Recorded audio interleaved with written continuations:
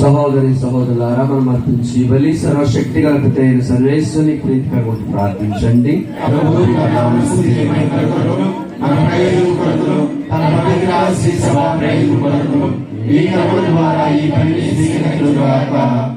ఓ ప్రభువా, మేము నీకు సమర్పించి కానుకలు మాకు సత్ఫలితములను ప్రసాదించునుగాక.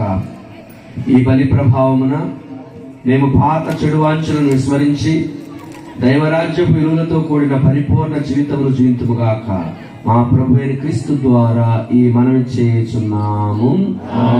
ప్రభు మీతో ఉందురుగాక. మీ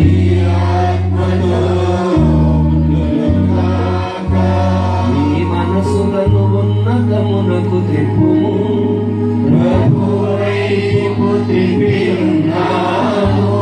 మన దేవుడైన ప్రభువునకు కృతజ్ఞత తెలుపుదము.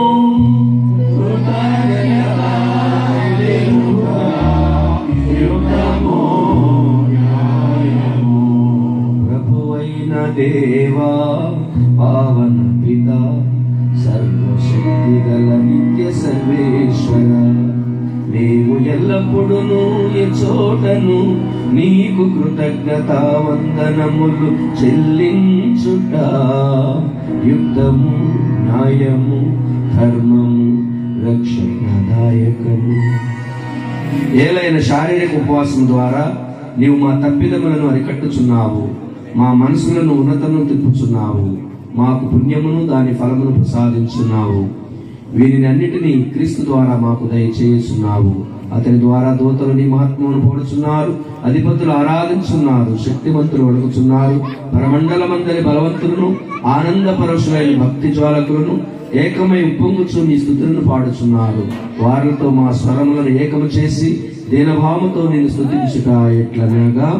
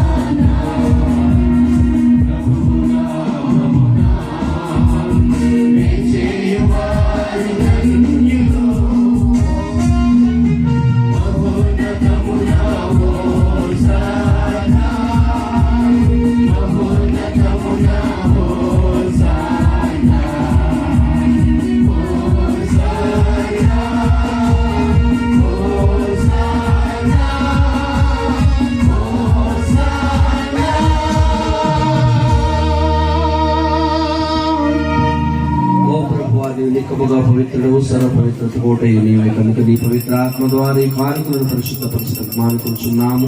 ఈ విధమైన మా కొరకు మా ప్రభువైన యేసుక్రీస్తు శరీర రక్తములోగునుగాక. అతడు శివశ్రమలకు తను తాను ఇష్టపూర్తిగా అప్పగించుకున్నప్పుడు అప్పమనందుకొని కృతజ్ఞతావందనం చెప్పి స్తుతించి త్రుంచి శలగిచ్చుటను, మీరందరూ దీనిని తీసుకొని భుజింపు.